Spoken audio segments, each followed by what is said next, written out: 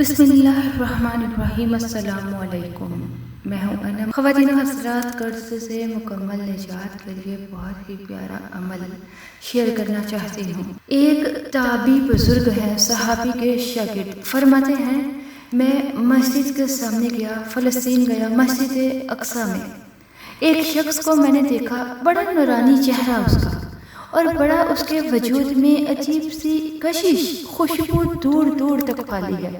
وہ بندہ نماز نہیں پڑھ رہا تھا، سجدے ہی کرتا جا رہا تھا، ایک سجدہ، دوسرا سجدہ، تیسرا سجدہ، اور سجدہ کرتا تو دیر تک سجدہ کرتا، پھر سجدہ کرتا تو دیر تک سجدہ کرتا۔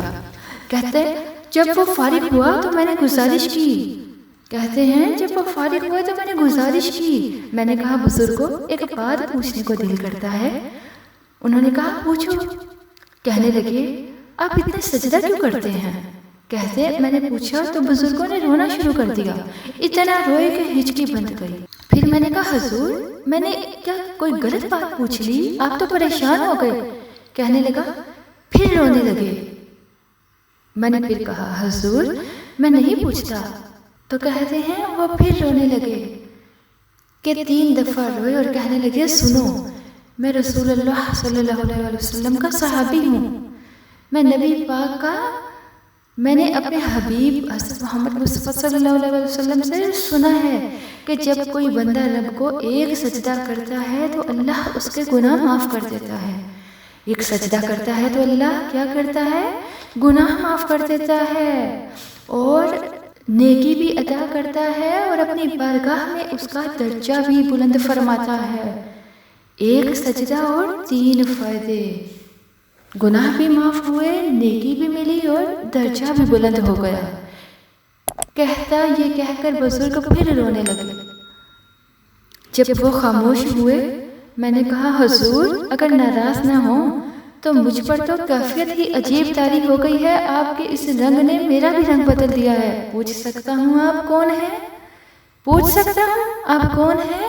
کہتا ہے جب میں نے سوال کیا تو انہوں نے پھر آنسو پوچھے اور پھر کہنے لگے میں رسول اللہ کا نوکر ابو ذر غفاری ہوں، میں ابو ذر غفاری ہوں، میں اپنی زندگی سجدے میں بتانا چاہتا ہوں، میں وقت اللہ کے حضور سجدہ کرنا چاہتا ہوں۔ ہمارے ہاں تو لوگ بہانہ بنا لیتے ہیں، محفل نعت ہوتی ہے 5-5 گھنٹے کی، 6-6 گھنٹے کی، اور نماز 5 منٹ کی، اور ہم لوگ نماز ادا نہیں کرتے، سجدے میں نہیں جاتے، محفلوں میں بیٹھ جاتے ہیں۔ کچھ لوگ تو توجہ سے سنتے ہیں، کچھ لوگ باتوں میں مصروف ہو جاتے ہیں کہ اس محفل میں آ کر ہماری دعائیں قبول ہو جائیں، تو کیا نماز ادا کرو گے، اللہ سے مانگو گے تو کیا وہ دعائیں قبول نہیں کرے گا؟ بخاری مسلم کی ایک حدیث شریف ہے، حضرت ربیعہ بن کعب کہتے ہیں میں حضور پاک صلی اللہ علیہ وسلم کو وضو کرایا کرتا تھا۔ بخاری میں آپ دیکھ سکتے ہیں ایک دن حضور پاک صلی اللہ علیہ وسلم نے فرمایا ربیعہ مجھے مانگ لو، تو کہتے ہیں میں نے مانگا تو میں نے وہ چیز مانگی جو سب سے قیمتی تھی۔ میں نے کہا حضور جنت میں وہ مقام چاہیے جس کی دیوار کے دوسری جانب آپ کا حجرہ انور ہو، سبحان اللہ، اللہ اکبر، جس کی دوسری طرف آپ کا گھر ہو، وہ والا مقام چاہیے۔ نبی پاک صلی اللہ علیہ وسلم نے فرمایا جا جا تجھے دیا، جا تجھے دیا، کون دیتا ہے دینے کو منہ چاہیے، دینے والا ہے سچا ہمارا نبی، جا تجھے دیا۔ ایک بات میری یاد رکھنا، فرمایا حضور کیا؟ فرمایا اپنی زندگی میں سجدے زیادہ کرنا، سجدے زیادہ کرنا۔ حضور پاک صلی اللہ علیہ وسلم فرماتے ہیں جنت میں میرا پڑوسی ہوگا وہ جو سجدے زیادہ کر کے آئے گا۔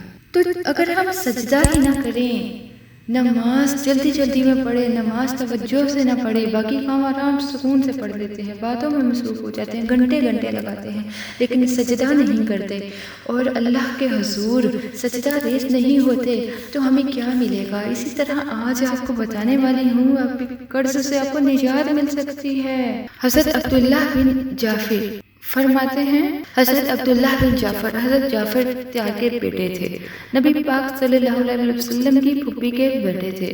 حضرت زبیر بن عوام رضی اللہ تعالیٰ عنہ وہ انتقال کر گئے۔ ان کا جب وصال ہوا تو 10 لاکھ دینار کا قرضہ تھا ان پر، اور جو زمین انہوں نے چھوڑی وہ زمین بنجر تھی۔ وہ لوگ جن پہ قرضہ چڑھا ہوا ہے وہ یہ نسخہ سنیں، جو تنگ دست ہیں، جو پریشانیوں میں مبتلا ہیں، جو دعا کے لیے کہتے ہیں، وہ یہ وظیفہ سن لے، ٹھیک ہے؟ ہمارے زمانے میں لوگ وظیفے نہیں لیتے، تعویذوں کے پیچھے بھاگتے ہیں، تعویذیں لیتے ہیں، تعویذ جا کے لیتے ہیں کہ ہمارا قرضہ حل ہو جائے، یہ مسئلہ حل ہو جائے، رزق کا مسئلہ ہو جائے، وظائف نہیں لیتے۔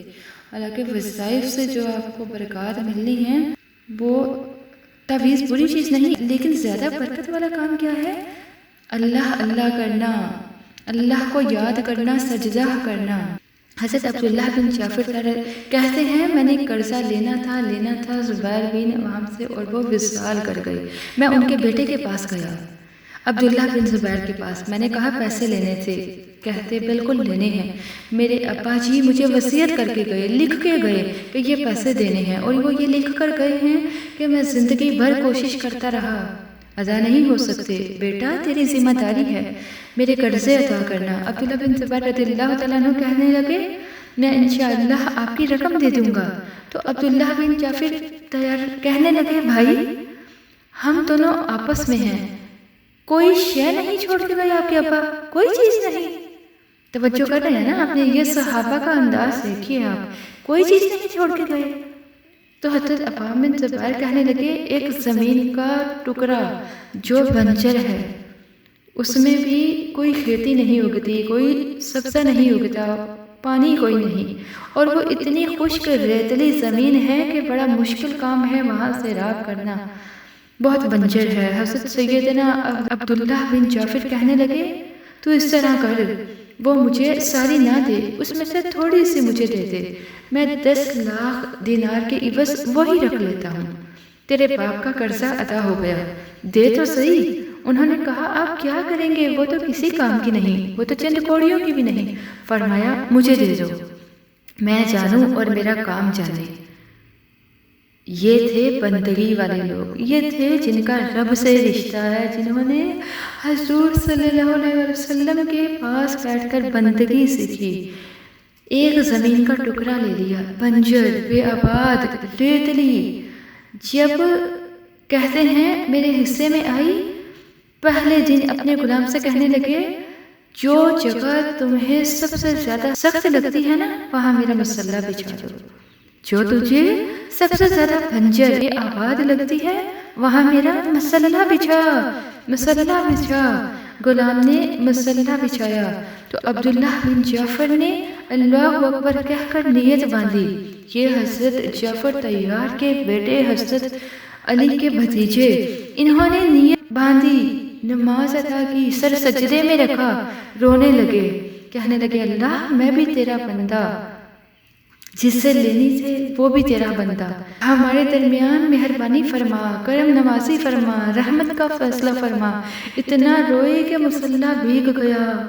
کہتے ہیں کہ اتنا تڑپ رہے تھے کہ صحابہ اکٹھے ہو گئے، ان کے گرد مسلح بھیگ گیا۔ جب بھیگا ہوا مسلح نماز مکمل کرنے کے بعد اٹھایا نا، تو کہتے ہیں مسلح اٹھایا تو نیچے سے اللہ نے پانی کا چشمہ جاری فرما دیا، اللہ نے پانی کا چشمہ جاری کر دیا۔ فرمایا بناؤ حوض، کرو کھیتیاں، کرو سیراب۔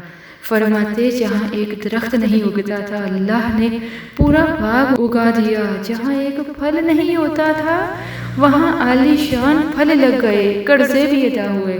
حضرت زبیر بن عوام کے بچوں کے پاس مال و دولت بھی بچ گیا۔ لوگ جب کہتے یہ ساری کس چیز کی برکت ہے تو آپ فرماتے یہ ساری سجدوں کی برکت ہے، یہ رب کی بندگی کی برکت ہے، یہ اس کی بارگاہ میں نماز ادا کرنے کی برکت ہے۔ ہم لوگ توجہ نہیں کرتے، ہم لوگ غور سے سنتے نہیں۔ کوئی اگر اعلان کرے نا کہ ہر نماز کے بعد 500 روپیہ صرف کہہ دے نا کوئی کہ ہر نماز کے بعد آپ کو ملے گا اگر آپ نماز ادا کرتے ہو، تو سب لوگ آنا شروع ہو جائیں گے۔ یہ حقیقت ہے، بات کو سمجھیے۔ اللہ فرماتا ہے میں تجھے برکت عطا فرماتا ہوں، تو نماز کو معمول بنائیں، نماز کو معمول بنائیں، اللہ کے حضور سجدہ ریز ہو کر اس سے مانگیں، ضرور عطا فرمائے گا، ضرور نوازے گا انشاءاللہ عز و جل۔ ہماری اس کاوش کو اپنے بھائیوں کے ساتھ، بہنوں کے ساتھ ضرور شیئر کریں اور اللہ سے سجدے میں گڑ گڑا کر دعا کریں، وہ دعا کبھی بھی رائگاں نہیں جائے گی۔ جزاک اللہ خیر۔ ایسی بہت ساری اسلامک ویڈیوز حاصل کرنے کے لیے اور اپنی پرابلم سے، پریشانی سے ریلیٹڈ وظائف حاصل کرنے کے لیے آپ ہمارا چینل اردو وظیفہ کو ضرور سبسکرائب کر کے بیل آئیکن کو دبا دیجیے۔ جزاک اللہ خیر۔